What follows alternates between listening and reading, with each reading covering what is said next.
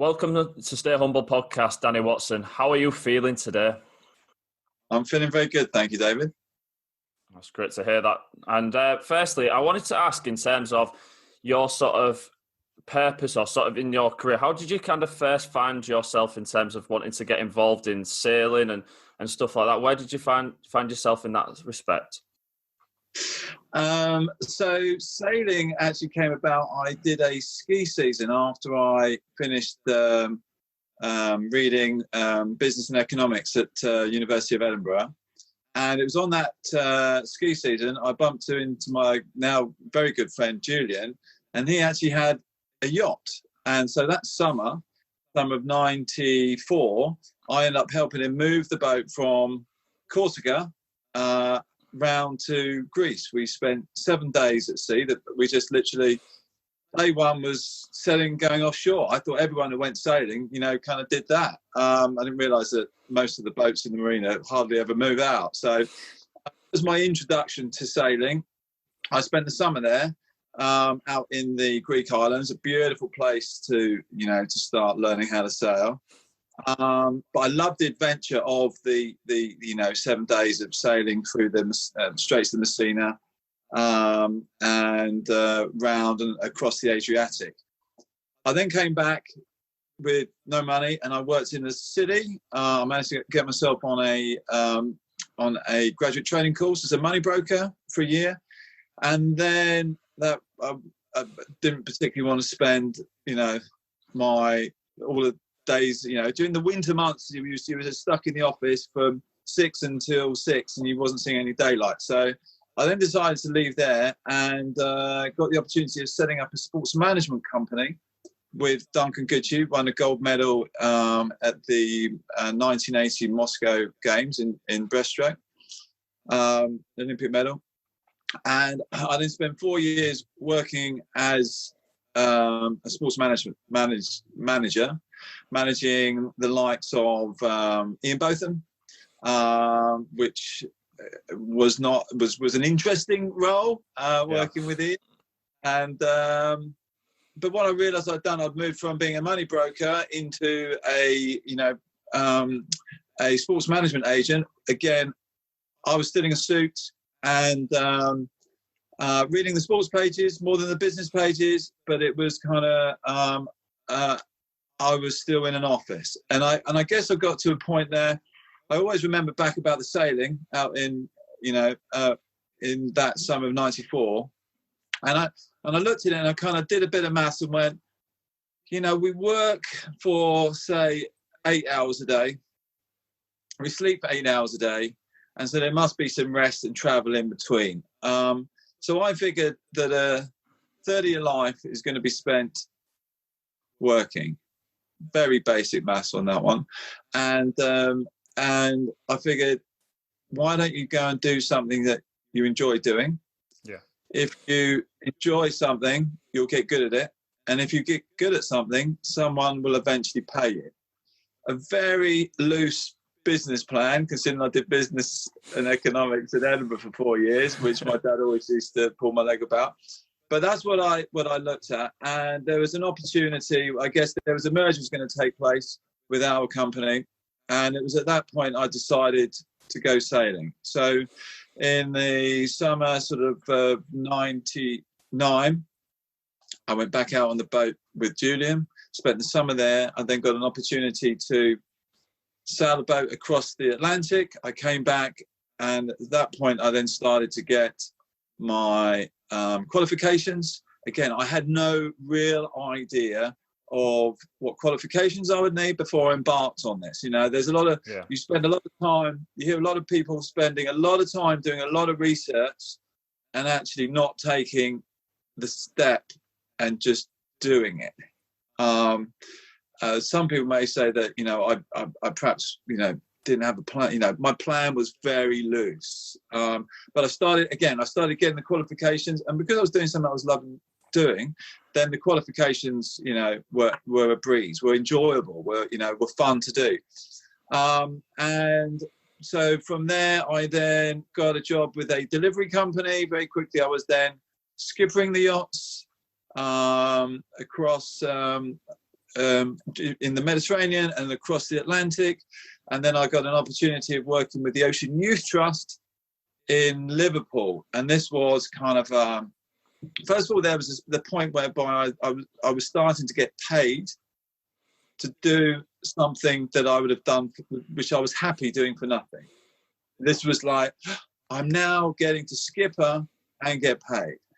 And then there was a point of working over in Liverpool, working with the Ocean Youth Trust, where I was working on a bigger boat, a 76-foot yacht, taking 12 young people from sort of Liverpool, Manchester, Salford area, from sort of some from difficult backgrounds. It was just a changeover period when this was happening, working with more disadvantaged young people.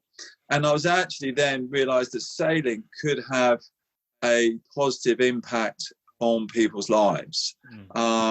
And that was a real eye-opener. Again, I had no idea that was taking place. So I worked there for a couple of years. I then actually went into a private yacht for half a year and realised that the boat, the rig, the mast, the sails weren't really big enough. It had two massive engines. They were now into the private yacht world. And one of the main elements of the plan was that I was going to go sailing. And this wasn't about sailing. This was now starting to look at managing a floating hotel. And that's when I then came back and got in contact with Clip Around the World Yacht Race.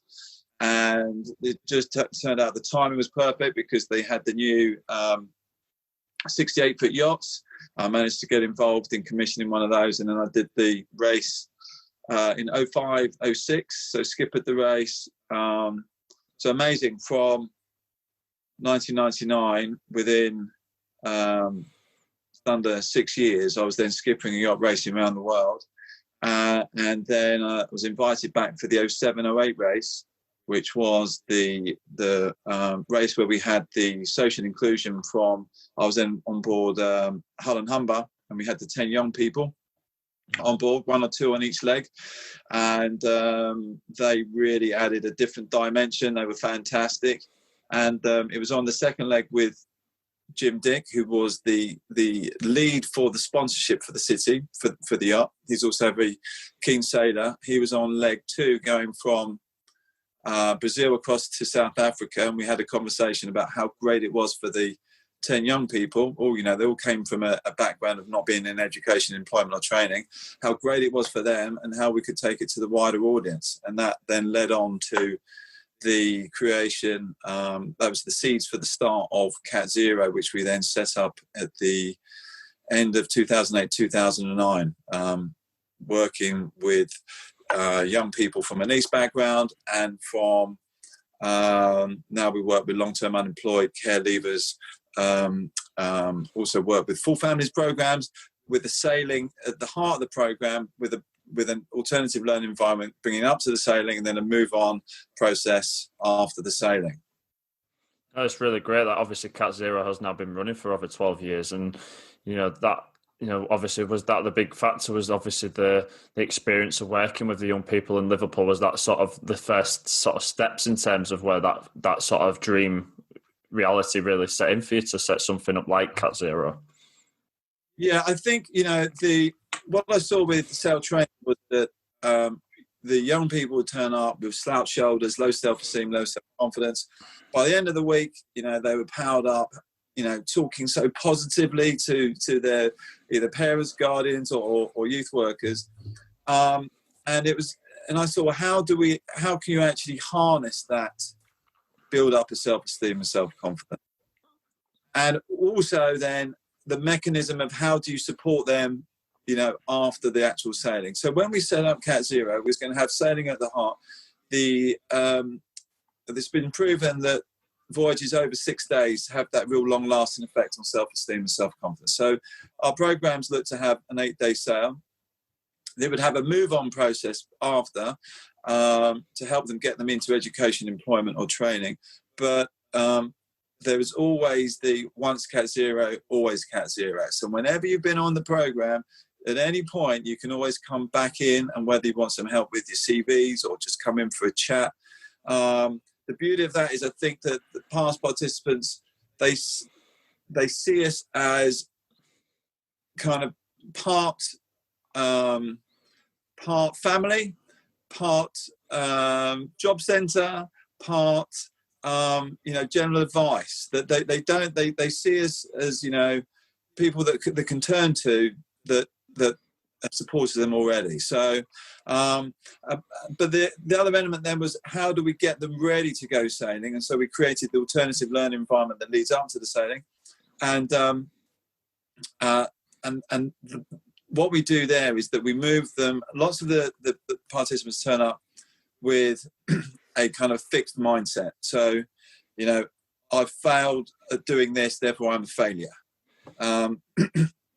And so what we do early on in the program is show them actually failing is part of progression and part of learning, and that we move them from this fixed mindset into a growth mindset.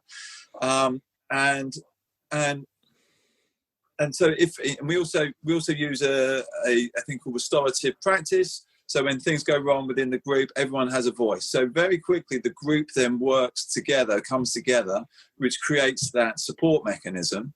And therefore, then when things go wrong, it's not a problem. It's just a situation, but how do we deal with it?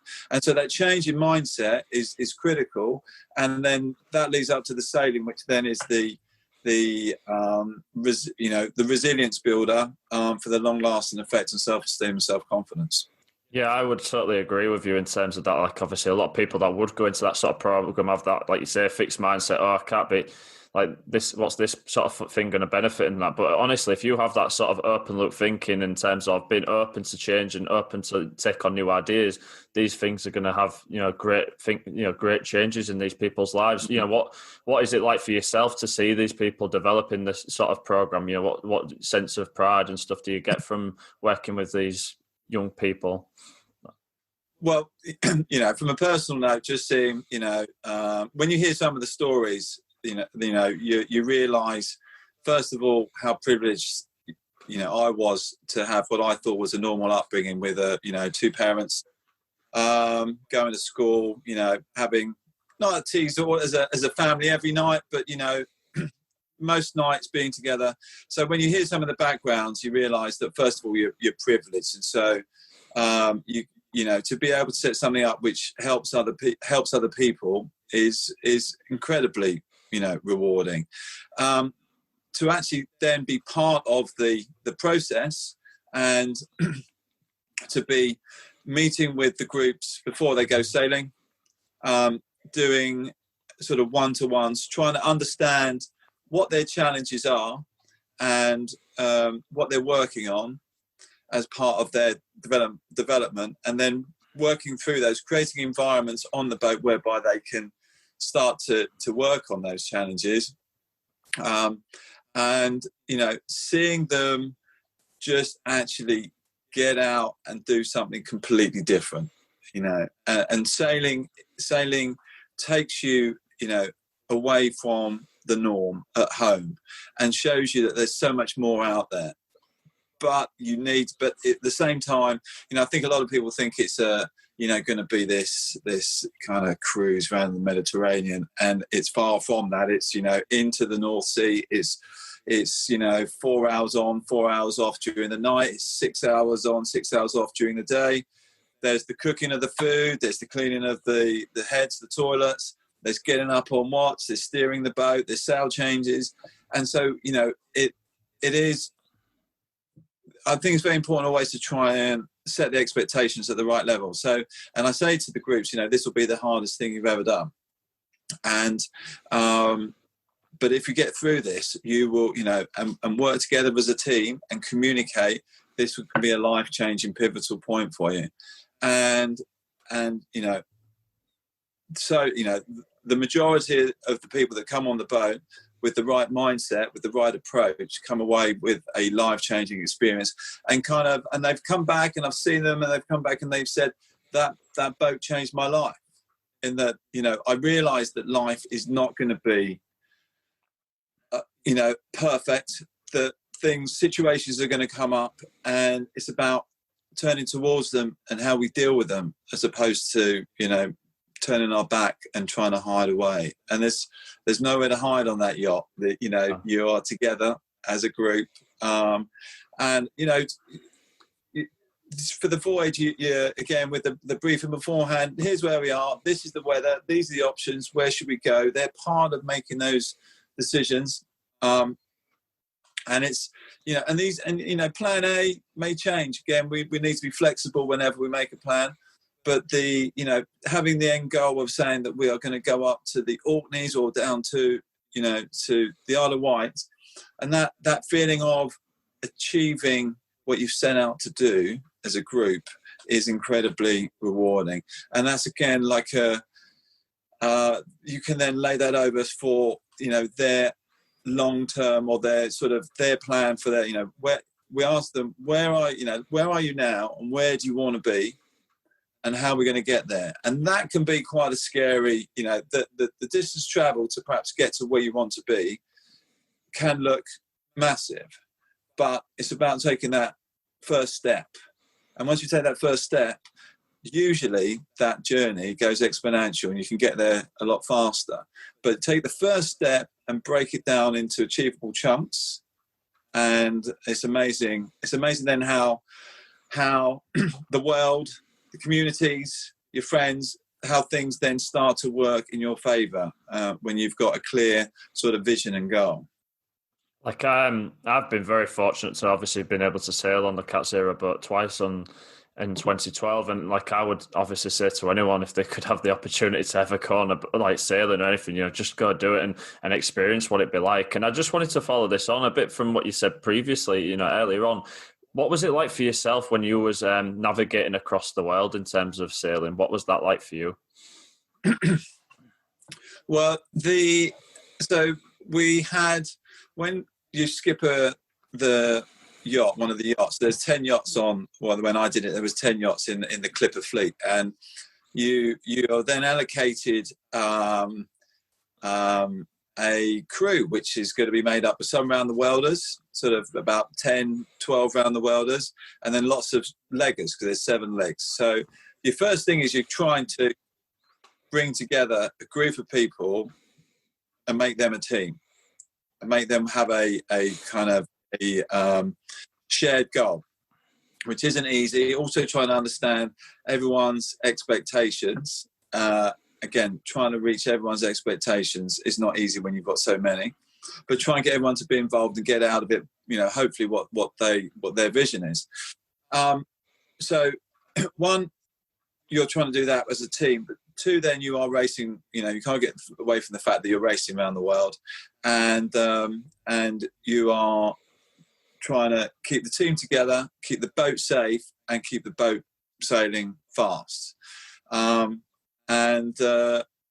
it's a it's a challenging role. You're there with up to 18 people on board, but you also feel, at times you are, you're the only skipper, you're the only person there. So it had its challenges, of course. It's one of the toughest things, I think, trying to sail a boat around the world, but it also had the highs as well. I loved one of the things that I really love about sailing is crossing an ocean.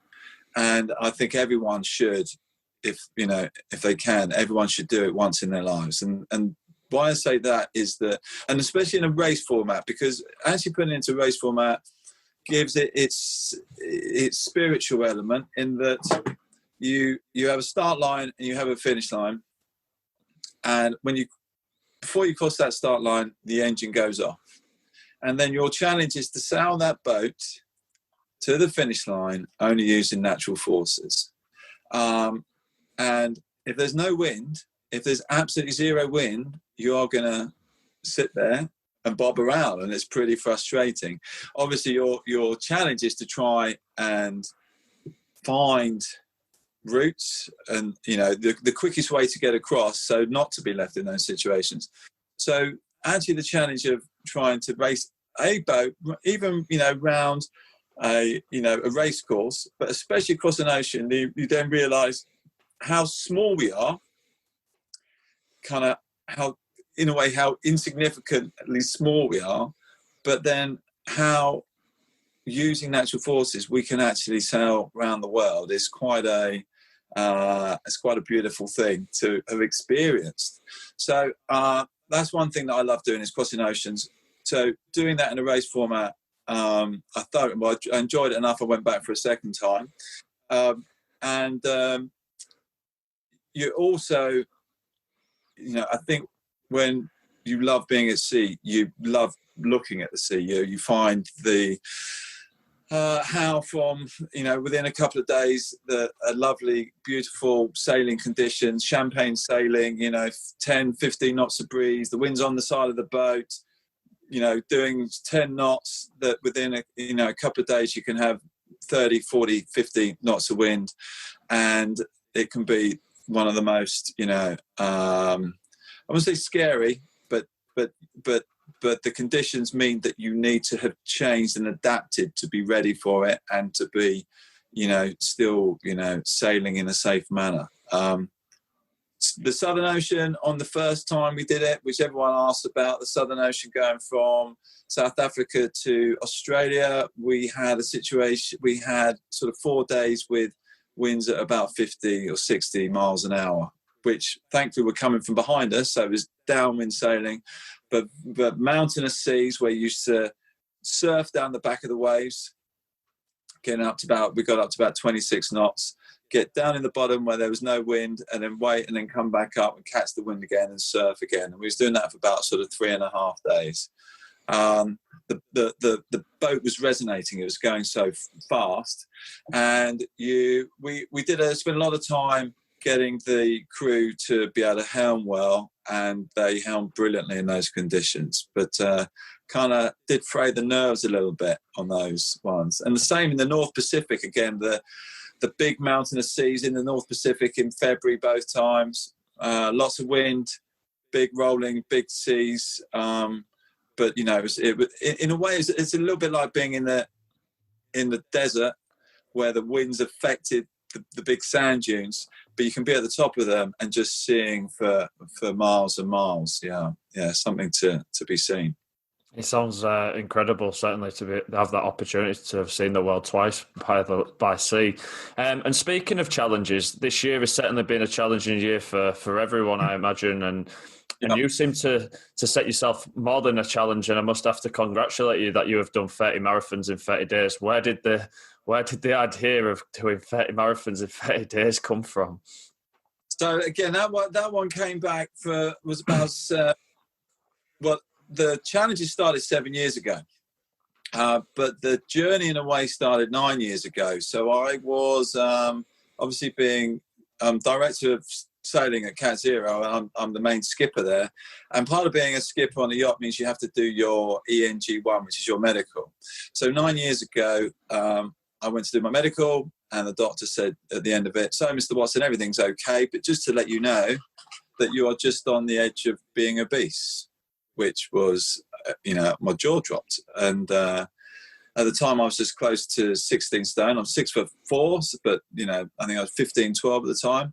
That was on the old BMI, and I think I was for about 28.5 or 29. So 30 is you're obese. But it was the words that he said were, that woke me up. And that was the start of changing my life, how I looked at it, and getting healthy. So that was 9 years ago. And very quickly, I started eating better. I started drinking less, and that was the start of the process. And then 7 years ago, at the age of 43, I decided I wanted to have a challenge each year, which would take me up to my 50th birthday. And by that point, I had a daughter, and I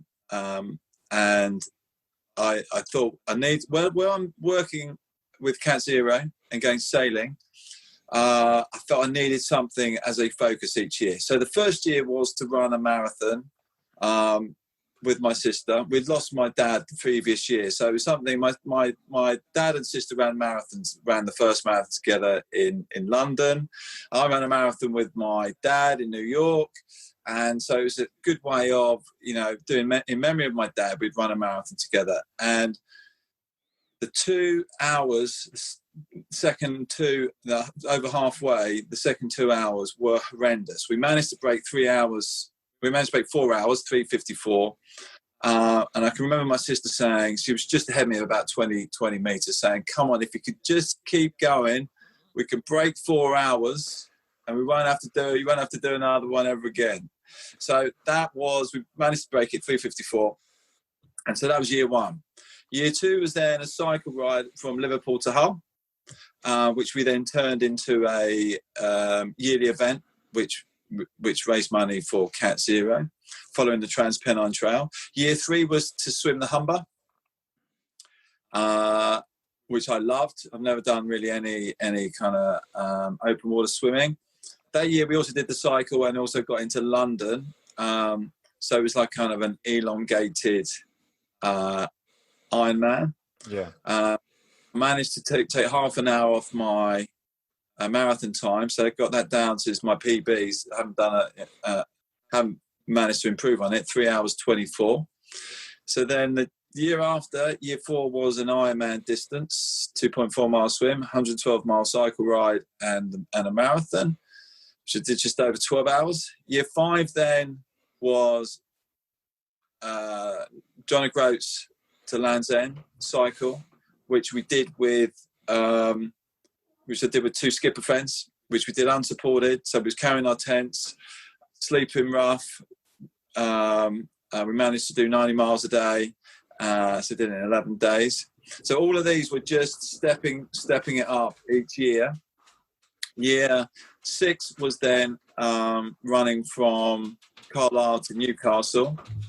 And again, so year six was always going to be a ultra marathon. But I didn't know. I mean, when I was first starting these challenges off, a friend said to me about the South Downs one, which was 62 miles, and I thought it sounded absolutely ridiculous. But it's amazing how, as you evolve and get stronger, then you start to think that how do I put it into plan to do the bigger distance? So year six was 69 miles Carlisle to Newcastle, about 13 and a half hours. And that then all led on to the final challenge, which was originally was going to be John O'Groats to Land's End, but I figured I'd already done that route with the cycle. And obviously Catzero is based in North East Links and in Hull. And so to start from Brighton, which is basically due south of Grimsby, and so go from Brighton. I looked at it on the map, but Brighton to John O'Groats turns out to be 30 marathons. So in fact, it was a bit more. It's 800 miles, but more or less 30 marathons, and that's where the idea of the 30 marathons in 30 days was then created. Oh, I can't hear you. Sorry about that. There's certainly some challenges in regarding, obviously, the marathons, unfortunately, with the restrictions in place. What did you do in terms of having to adapt to them? What did you do instead for the marathons? Yeah, so obviously we was keeping an eye on it all, but the original challenge was going to take place in April. And I'd just done my training block in February this year. I'd done about 320 odd miles. I'd run in February.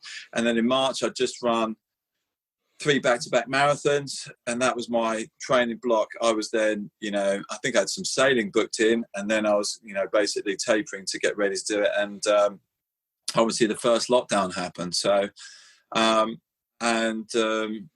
and there was obviously a lot more important things going on at the time. And so then it was okay,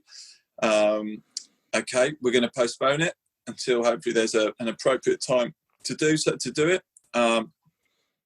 Continue training, but not at the volume of. Did some more strength stuff, some speed stuff actually, which then built some more capacity. And then we started at the last week of September, and during the time in the first week, the northeast of England and then Scotland went into the started to get additional restrictions, and so then we felt it was not appropriate to continue heading north. So on day 12, I think it was, day 10 was coming into Hull. On day 12, we then headed east through the North York Moors. Incredible place to run through, and circled back round into Hull, and then did a big loop of Greater Lincolnshire, coming back round into Grimsby and into Hull. From the original concept, which was going to be staying in hotels, going to restaurants, having people join me each day, raising additional money because people, raising their own sponsorship. We actually scaled it right back to that. There was only 4 of us as a core team. We had 2 camper vans, and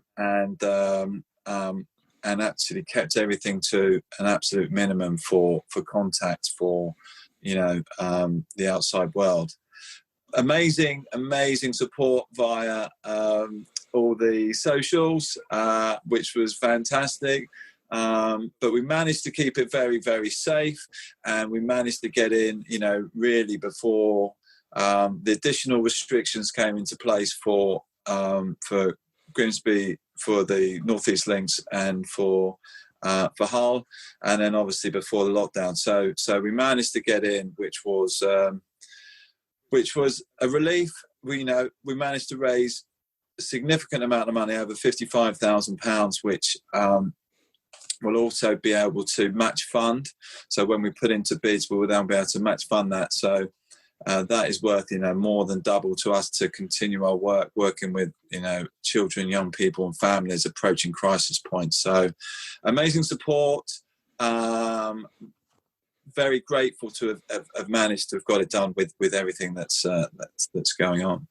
It's an awesome achievement. Obviously, it was great to follow on the socials and seeing the times that you were posting as well, which were remarkable to think like you were doing 30 marathons in 30 days. How did you sort of get through each day? Like, what was your feelings like, in terms of like your body and stuff like that? Was it more mind over your body that was going to help you get through them 30 days, or was it just... I think, so first of all, I think, I'd put a lot of time in with the training. So I think I got myself as fit as potentially I could be. I think the mind is incredible, and there's a couple of interesting parts. Firstly, every morning that I woke up, from a training point of view, as I had it this morning, so I set the alarm for 5:30, and I don't have a snooze button, but it was 5:35 before I actually got out of my. That kind of, and also that, do I need to actually do an 8 mile morning? And these little, questions and thoughts and voices going on in your mind as regards to, and actually you just got to get down, put your kid on, and actually they fade away, don't they? But interestingly, on the 30 and 30, there was never a morning where I questioned what we had to do. Every morning was waking up, and I was waking up now. I was going to bed around about 9:30, and then I was naturally waking up about 5:15, and every morning was waking up and going, okay, we're going to run another marathon today. So it's complete, commitment to the cause. Interestingly, so in the first couple of days, there were some quite steep hills. And then on day 3, and I was kind of strained the sort of lower back. Also on day 3, I think is where it really got strained. I was running into about 30 mile an hour winds along the canal on this gravelly track, and kind of leaning into the wind and strained the lower back. And I remember on day 4 running along, and I'm realizing that, and it's something that I said to my kids as regards to, your kids bangs their toe, and first of all, there's the pain of hitting the toe, And then there's the realization, and there's the emotional pain that gets put on top, and that's when perhaps the big tears take place. And I always say to my kids, okay, you know, just breathe into it, allow, you know, breathe into the pain, allow it to be. And I realized that I was running along trying to fight the back pain. And it was pretty uncomfortable, but, you know, I was trying to, and I suddenly realized that I was doing what I told my kids not to do. And so it was a kind of a moment of just accept the pain for what the pain is and remove the emotional pain. And as I did that, I could it felt that the actual pain in the lower back released a bit. And perhaps I ran a bit taller, I was less tense. The body's pretty incredible. So then I had the following day was still strong winds into a northerly, and I just knew I had to get through that. That was another day of a bit of a grind. But then day 6 and 7, we were in the Fenlands. It was nice and flat, and it's amazing how the back then started just to kind of mend. Even though you're running those distances, started to sort of adapt and get better. And another example was that we were, when we originally was going to try and run we was going to do 800 miles. One of the challenges I set for myself was, if we're not going to go all out there, let's still see if we can do the 800 miles. And it was interesting how the guy who was doing the routing next to me, Scully, would say, you know, it's sort of 21 miles. All right, Dan, the finish line, it's not a really safe place. We need to move it on half a mile. Are you okay with that? And the thought of doing an extra half a mile when you're tired seemed horrendous. And I mean, it's only another 4 minutes on top of the run. But that thought of having to go further, where in the morning on a couple of days to try and make up the mileage, I said, right, today we're going to do 28 miles. The extra 1.8 miles on top of the 26.2 is not a problem at all, because the mentally being prepared for it makes it easy. So again, getting that mindset in the right place is critical. But I think I looked at it today. I think from about day 19, lots of the niggles, muscular knots and stuff that I had, kind of the body then got to a point of adaptation, and it kind of it realized, oh, we're going to do this again today. And then it became warming up correctly in the morning, you know, trying to run smooth with good form, and then flushing of the toxins and the recovery process of, you know, eating well. I do a contrast bathing on my feet, hot and cold, at the end of each day, rollering, and then getting some good sleep. And the body for an aging 50-year-old held together okay, David. Yeah. No, it's a brilliant achievement, and certainly very inspirational for myself, just to see, you know, someone put themselves through such a challenge as 30. You know, even a marathon's a challenge for people, but to do 30 marathons, certainly 30 days back to back, is truly inspirational. And I certainly think, obviously, with this year, like I said, has been challenging. What have the challenges been in terms for Catzero, or maybe even yourself? You know, what with this year?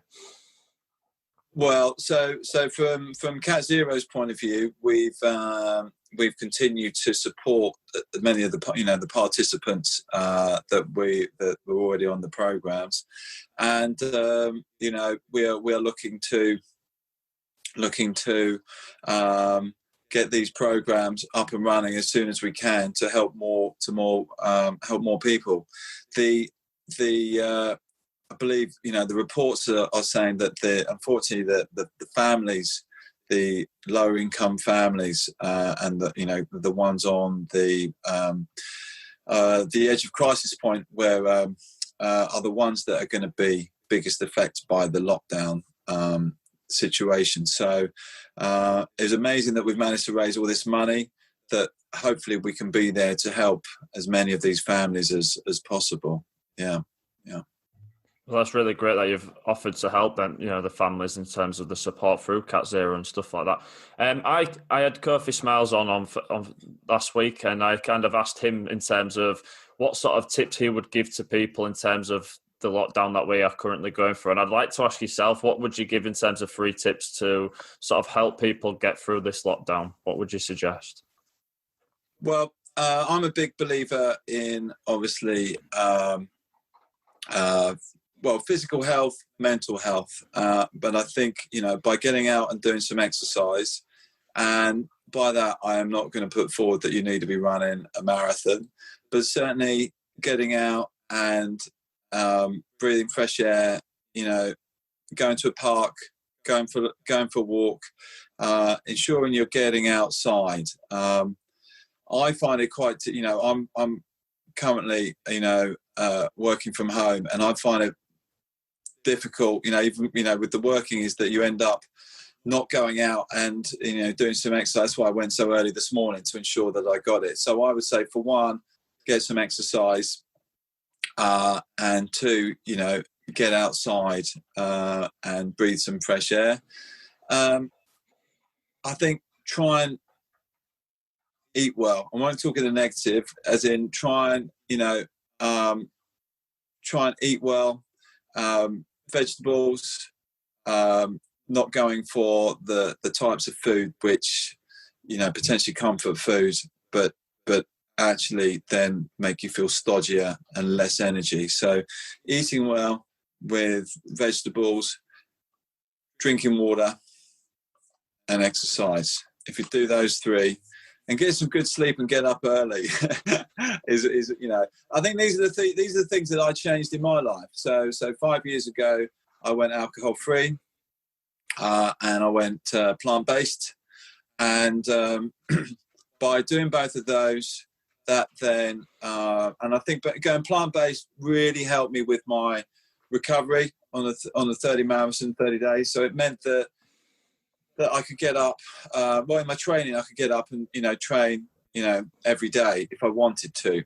So, and being alcohol free, again, gives me so much energy. I don't have that sort of aftermath hangover feeling. And therefore then I then get out and do some exercise, and every day I get up, I woke up, as I said, this morning at 5:30, and I felt great all day. And I did, an hour run this morning. So every time I get up and do some exercise, I feel energized all day. So I think those three from a person, from a physical point of view, sets you up. And then I think it's important, obviously, to stay connected. Last night we had 5 of us on a Zoom call, and it just felt good just to have a chat and stay in contact with people. And we will come out of this. And I think, these are the opportunities to also make potential plans, give yourself a goal.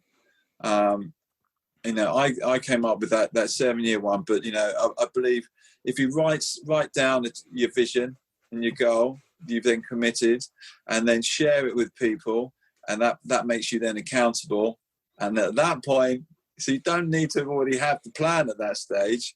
You suddenly then, from that point, I didn't know how I was going to do all those 7, but then by putting it out, you then start to work the plan. You need to be flexible, implement it. But, these are the times that potentially some people, that you're in lockdown, is that, start thinking about perhaps where you want to be and what you want to try and do and how you want to change it. I believe, that we have the, great capacity to, change. It's something I'm really passionate about, is what, we offer, as you well know, at Catzero, we offer the opportunity for the opportunity for change.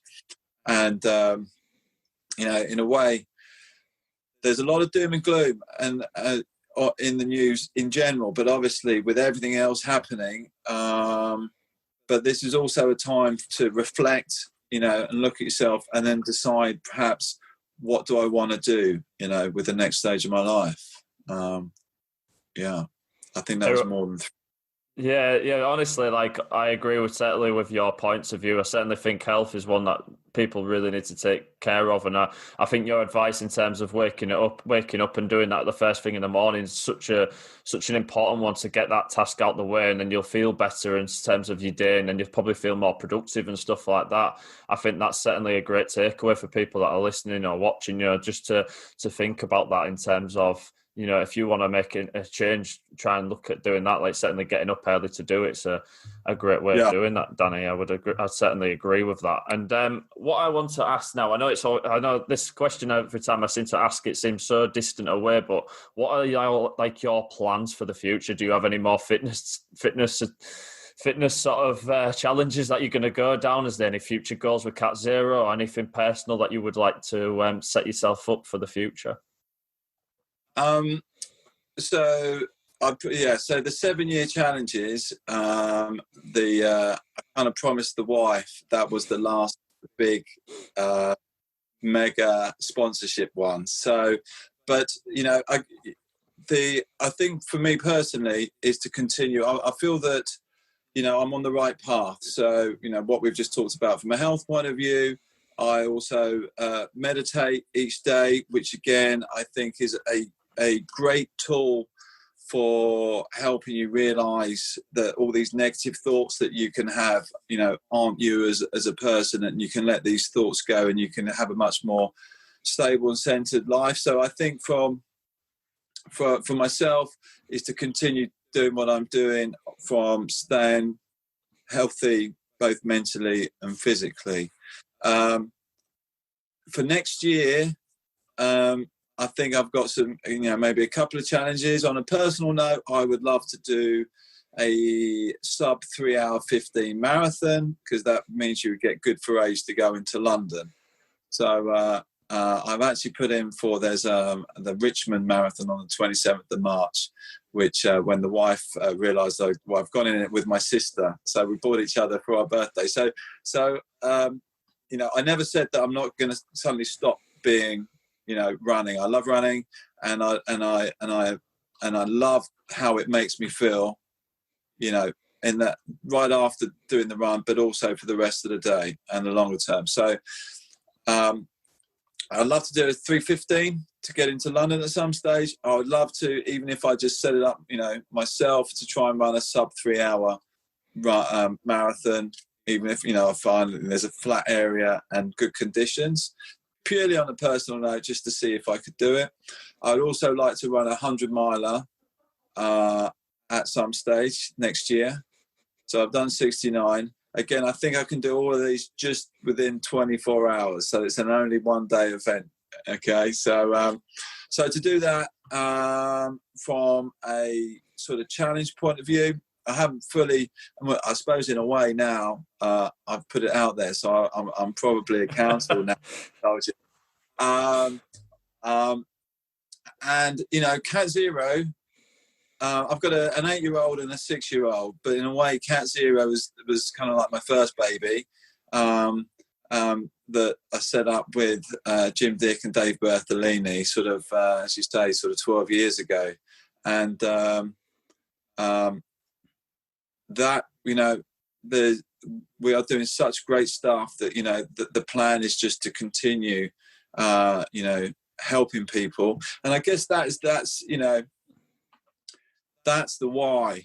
You know, that was always the why with my training, was that, you know, getting up in early in the mornings and realizing how privileged I was, how, you know, how much, you know, I cherish my family and the importance of the family unit, the family unit as part of communities in our society, was that, you know, getting up and doing the training, and then doing the event itself, that was the why, to raise the money to help other people. And it's a powerful, you know, it's a powerful why that actually your actions can help raise money, but can also raise awareness, which will also perhaps help Catzero to be able to do more help. So the plan with Catzero is to continue doing our stuff for as long as possible. Yeah.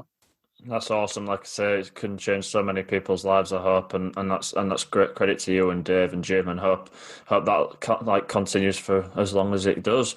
And I just wanted to kind of touch on some final questions, and I asked this to all my sort of guests, and the first one is, what does it mean to be human? What does it mean to be human? Wow. So I think being human gives us a wonderful opportunity to be on this planet, and that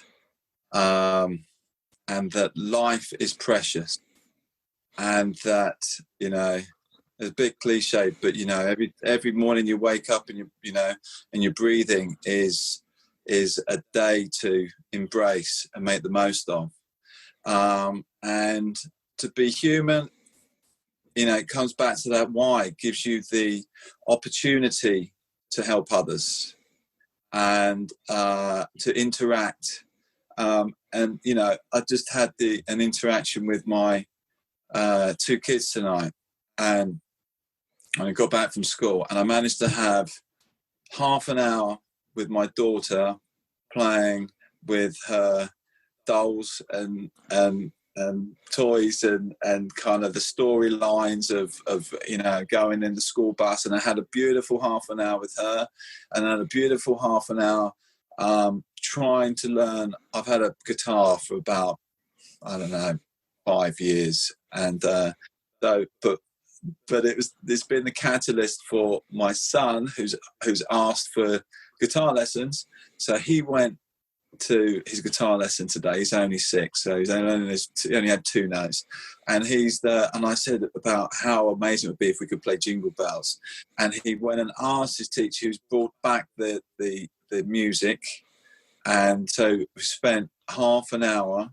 It's given him 2 more notes of us just trying to learn to play Jingle Bells together. So to me, that interaction with you know, they're my family as well, but having that those opportunities are precious. So we are so lucky to have this opportunity to be on this earth. And I guess, you know, that was one of the things I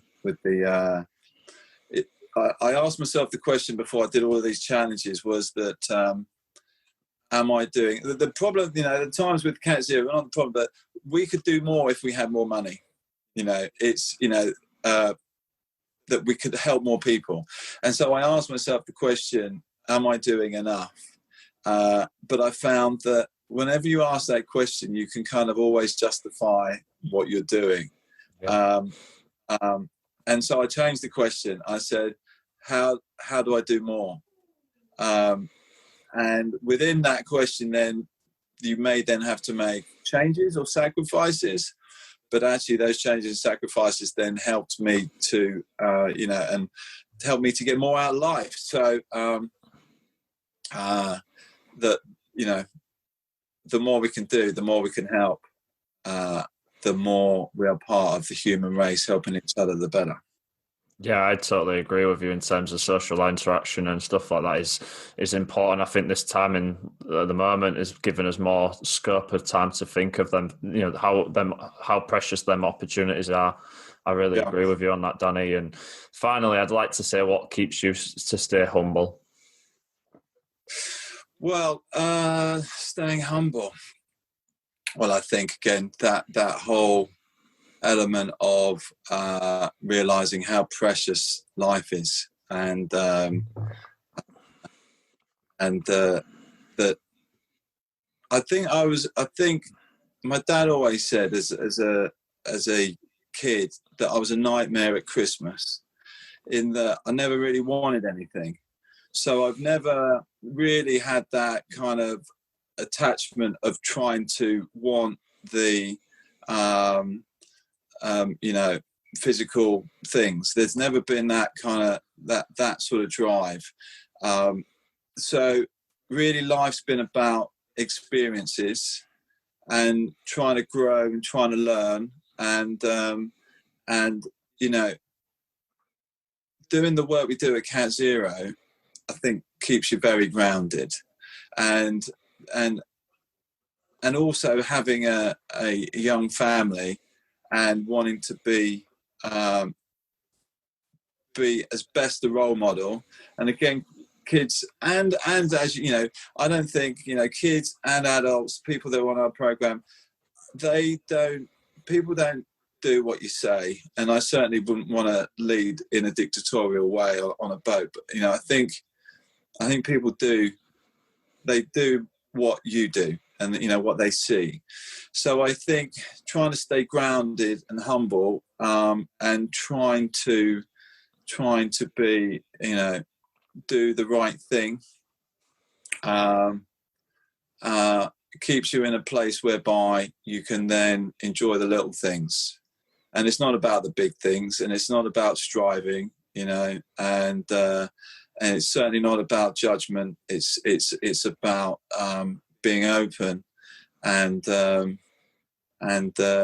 guess seeing it through the child's eyes, and I guess kids help with that as well, you know.